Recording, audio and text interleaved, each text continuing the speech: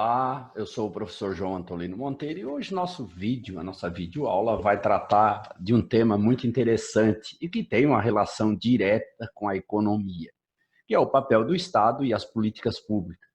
Então aí a gente, entendendo o papel do Estado, o que é que o Estado vem fazer, né? E qual a sua relação com as políticas públicas, né? Esse nosso vídeo, essa nossa videoaula será uma série de vários vídeos de pequena duração, em que a gente vai, a exemplo do que a gente vem fazendo com outros temas, que a gente vai discutir esse tema, vai apresentar a nossa compreensão, a minha compreensão desse tema. Bem, nós sabemos que o Estado não surge do nada, né? O Estado não é um ente jurídico que cai do céu. Nós não temos Estado e de uma hora para outra o Estado surge.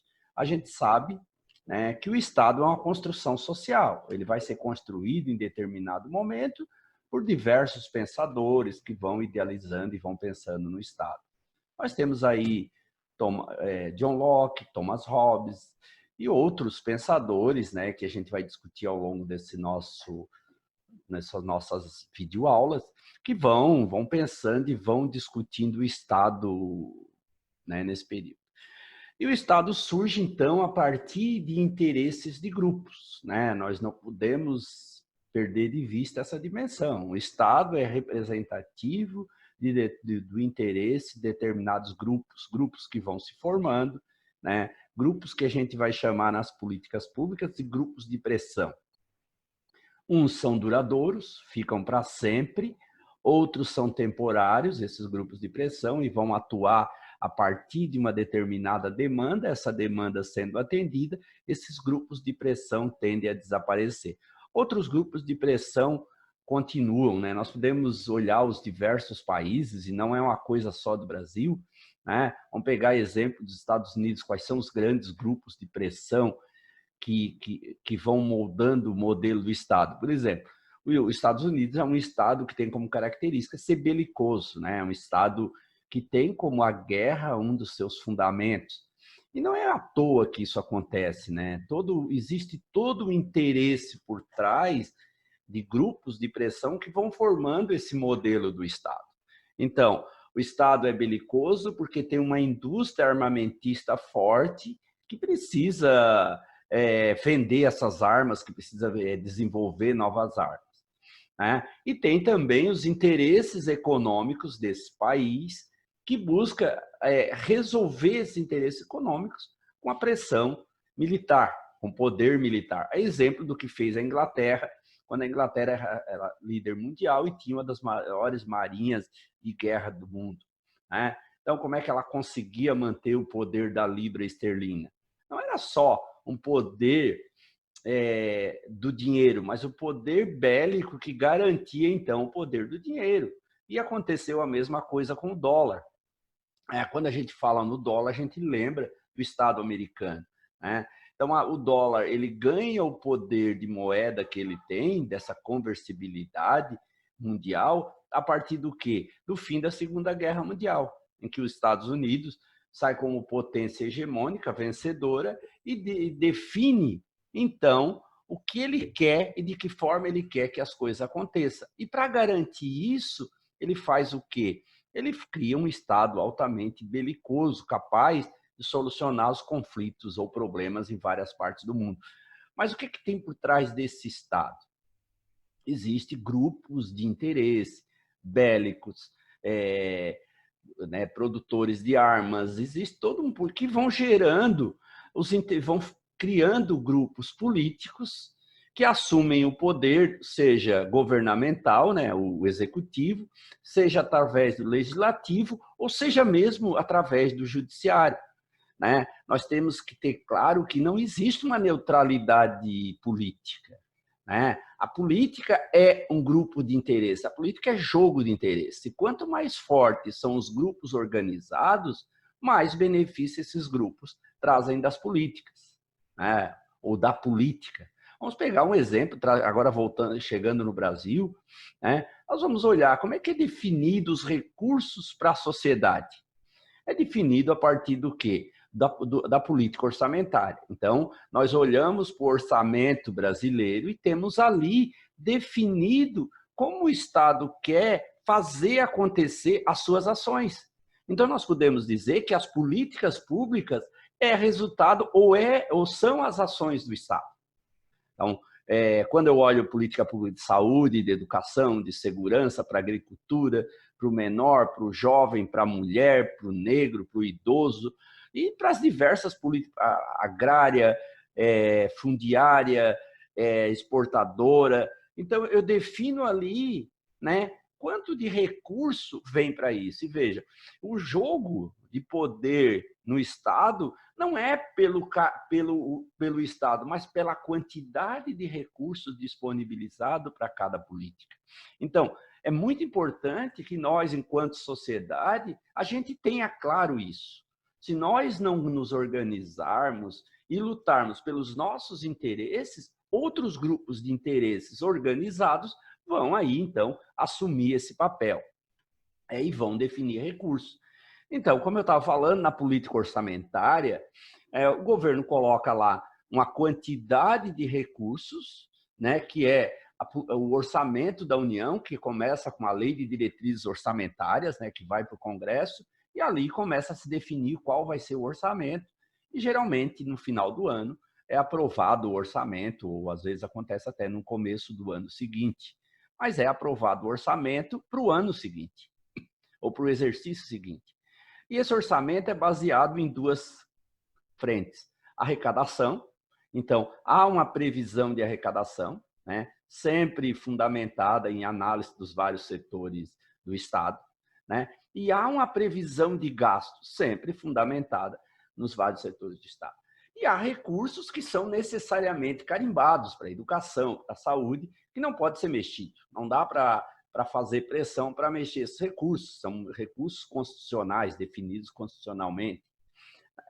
Mas é uma parte do recurso que ele é definido na briga mesmo, no enfrentamento de grupos, que é a definição do orçamento. Para onde vai determinado recurso? Qual região? E aí a região que mais consegue, ou que tem mais recursos, é aquela região mais organizada politicamente, né? É aquela região que mais se organizou politicamente, que mais tem representatividade política.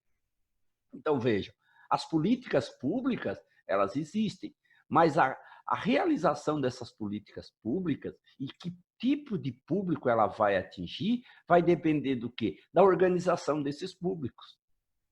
Não acreditem, ou a gente não pode acreditar que o Estado é benevolente. O Estado não é benevolente. O Estado executa políticas públicas com o dinheiro da sociedade. Um Estado, quando está executando uma política pública, ele não está sendo benevolente, ele não está fazendo caridade alguma. Ele está apenas executando políticas públicas definidas na Constituição, definidas nos diversos documentos que organizam o Estado.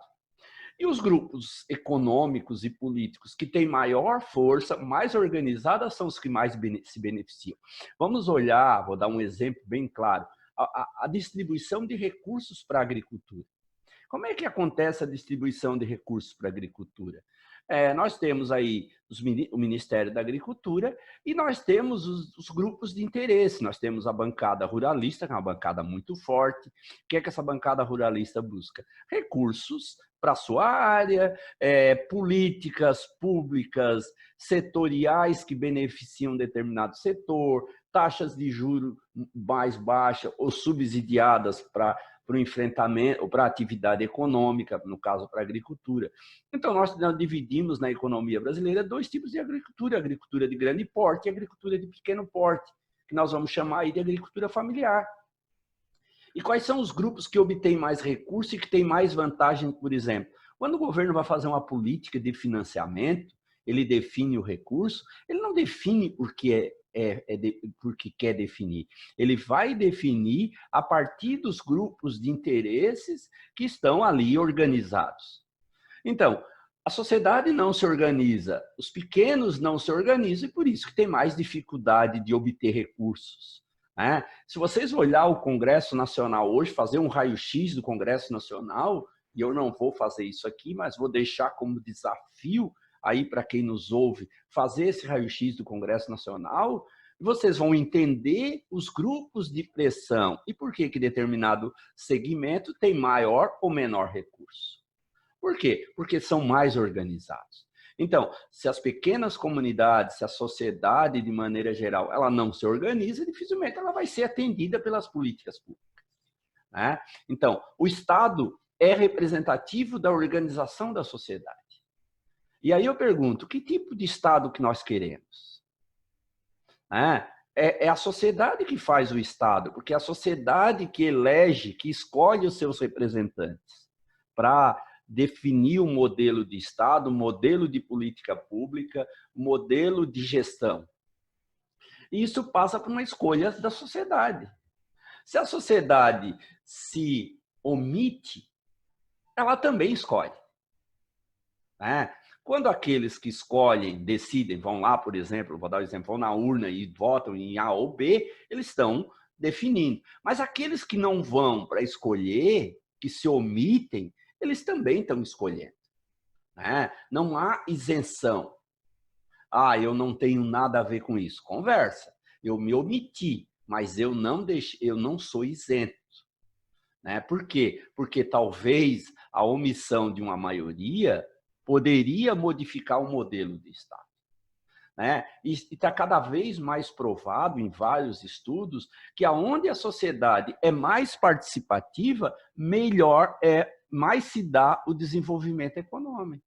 Aqueles estados onde a sociedade participativa, a sociedade executa o seu papel de cidadania, que cidadania não é votar, cidadania é cuidar da cidade, né? A cidade, a coisa pública, a res pública, né? A cidade da polis política, né? É esse organismo vivo que é representado pela sociedade. A cidade não é um emaranhado de prédios, de obras públicas, emaranhado de estradas. Não, a cidade é um organismo vivo que constrói esse emaranhado de prédios. Isso. Agora, o modelo de cidade que nós construímos é representativo do modelo de sociedade. Então, há vários exemplos no mundo que mostram que quando as sociedades são mais organizadas, elas têm mais benefício. Quando as sociedades são menos organizadas, elas têm mais benefício. E aqui, para fechar a nossa videoaula de hoje, não existe dinheiro público, dinheiro do governo. Existe dinheiro da sociedade que financia o governo, que deveria, ou deverá, ou deve executar políticas públicas que atendam os interesses dessa mesma sociedade. Então, é dinheiro do governo, é coisa pública, não.